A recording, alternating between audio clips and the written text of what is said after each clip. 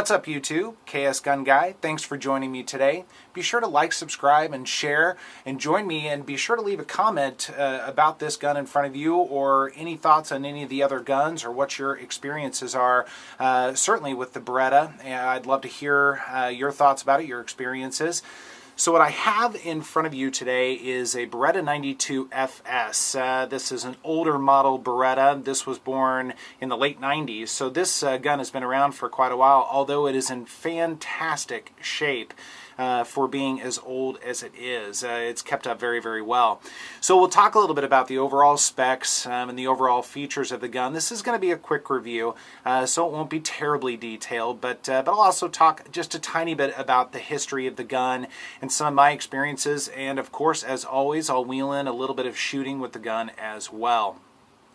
So again, this is the FS model. There have been quite a few models over the years, and in fact the first one was built in 1972, and as a lot of you know, in 1985 the Beretta 92 was adopted by the US military to replace the 1911, the Colt 1911. So it certainly made its mark in US military history, if nothing else, but it also has had a staunch civilian following over the years, and still does, and it's still a great gun. So let's talk a little bit about the dimensions of the gun. The overall length of the firearm is 8.5 inches. The height is 5.4 inches. The overall width, and I got all of this from the Beretta website, they do say that it's 1.5 inches wide. That seems a little bit wide to me. I don't have calipers or anything like that, unfortunately, but I suppose with the decocker safety, which I'll talk about more in just a little while, that does bring that width out just a little bit. The barrel length is 4.9 inches, and with a unloaded magazine, it's 33.3 ounces. So it's hefty, but it's actually less hefty than I thought it would be. I actually thought the reported weight would be a little bit more than that. And then magazines, it does have 15 round capacity magazines. This particular one did come with 2. So, a unique feature about this actually does have the olive VZ grips, and I think it's like a golf ball golf dimple sort of thing, or dimpled, I guess they just call it, grip, and I really like the addition of this. I think it makes it a really sharp firearm, and the VZ grips, the G10 material that they use, really is a fantastic, great quality grip. So it's not 100% stock. I do have the other grips, but the Beretta ones, but I like these grips on it quite a bit. This is a buddy of mine's gun, and I think he did a really good job laying this out. So this is a double single action firearm. It is unloaded, of course. So double single action, what that means is when you pull the trigger the first time, if it's in the ready position but the hammer isn't down, it's going to be a long stroke, although it is smooth. It's heavy. I'd say it's over 10 ounces. I don't have the specs on the trigger weight, unfortunately, but it's a pretty stern trigger. But then, about a mile down the road, once you get back, it does fire the gun, and when it cycles the next time around, it's in single action, and so the hammer is down and ready to go, and it makes your follow-up shot much easier. It goes from, I'd say, 10 or 10 plus pounds to maybe 4 pounds, perhaps, maybe even a little bit less than that. So a very smooth single action follow-up there. I don't have a lot of experience with double single actions. I've had a couple of Sig Sauer Legion firearms, the P226 and 229, and they were fantastic. But aside from that, that's really the only experience I've had with double single action. So I stick mainly to striker fire. But it's been a lot of fun to shoot this and kind of explore the double single action, what that means, especially for the Beretta firearms. But it's a very smooth trigger. It is a lot of fun to shoot at the range, and it's extraordinarily accurate. And I attribute a lot of that to the weight of the firearm, and it's well balanced. I feel like it's not terribly slide heavy, and I think part of that is because the majority of the slide is cut out to expose the barrel, so a lot of the weight is back here over your hand rather than out here in the wild blue yonder, so to speak. So a couple of other things with the sights. This particular model is going to be a 3-dot white setup, and the only real bummer about these sights are it's staked in. The front post is staked in, and I'm looking at this. This actually is dovetailed on the back, so you could switch out the back sights if you wanted to. But I think without maybe the aid of a gunsmith, and I don't even know if a gunsmith could do this or not. Share in a comment if you've had some experiences with older Berettas and switching out sights. But switching out sights is not as much of an option, at least I'll say it that way, than a lot of the other firearms out there today. So these sights do find their steel, they're good quality sights, but if you want something, fiber optic, night sights, that sort of thing, might be a little bit more of a chore with this, or perhaps not an option.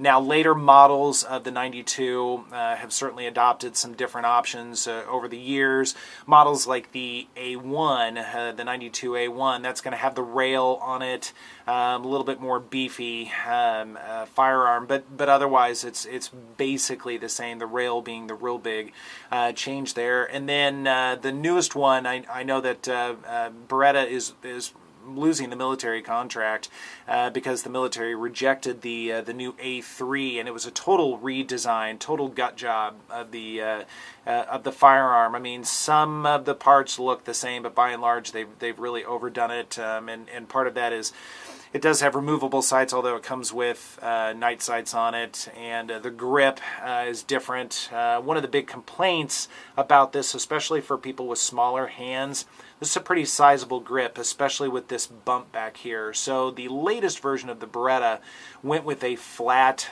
we'll call it mainspring housing, even though I don't know if there's a mainspring in here. Again, I don't have quite as much knowledge about the double single action firearms, but kind of like a 1911, this is where that mainspring would be. So it's flat, and then it does come with another grip module, so you could make it more reminiscent of this if you really wanted to. I've got pretty large hands, so it doesn't bother me at all. I like the grip. I think this is a pretty ergonomic firearm, especially with these VZ grips on them.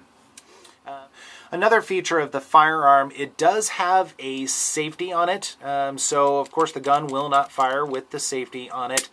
But also, the safety does function as a decocker. So, of course, my finger's off the trigger.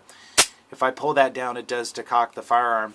Another one of the criticisms of the Beretta, and it has to do with this decocker, is when people are going to rack the slide, and I'm sure this probably happens in other instances as well, there's a risk of accidentally turning the safety on. And of course, you can still rack the slide with the safety on, but of course you can't fire the firearm. So the latest version, the A3 model, they did tilt the decocker up a degree or two to help prevent that from happening. I haven't found that to really be the case. This seems to work just fine for me when I want to rack the slide. I can't really do the overhanded rack simply because of the exposed barrel the way it is, or I'm not comfortable doing it that way. So I do rack the slide the old-fashioned way, so to speak. All right, so let's take a look at some shooting at the range.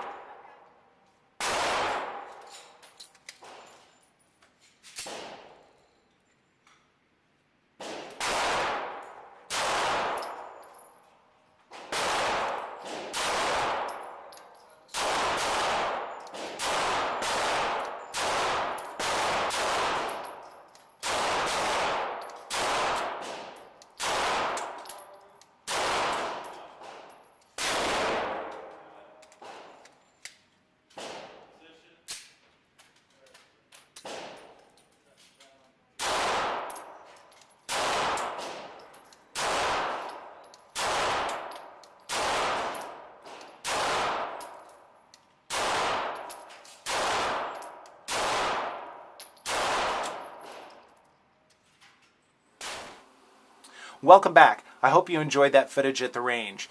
So what do I think of the Beretta 92 FS from a shooting perspective? It's a sweet shooter. It's double single action, so I don't have quite as much experience with that, like I was saying before.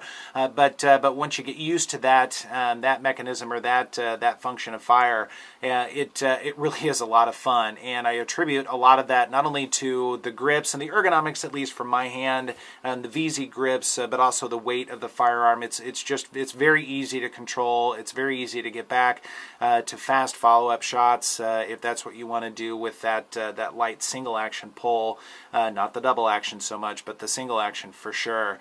So just a lot of fun. I can see why there are a lot of very devoted Beretta 92 and 96 fans. Of course, the 96 being the 40 Smith & Wesson version of this firearm, but it's a well-made, good quality firearm and a lot of fun to shoot. So what do I think of it overall? Man, it's a great gun. It's certainly got some historical value to it. They've been around a long time. They're tried and true, and it's a great looking gun. It's had some good movie history. Things like I think Lethal Weapon, Mel Gibson having one of these. People always thought that was really cool. So it's a neat firearm and a great addition to your collection for sure. Well, thanks for joining me today for a quick view of the Beretta 92 FS. I'd love to hear your comments and share your stories with me about this. And please be sure to like, subscribe, and share. And I will talk to you next time. Thanks.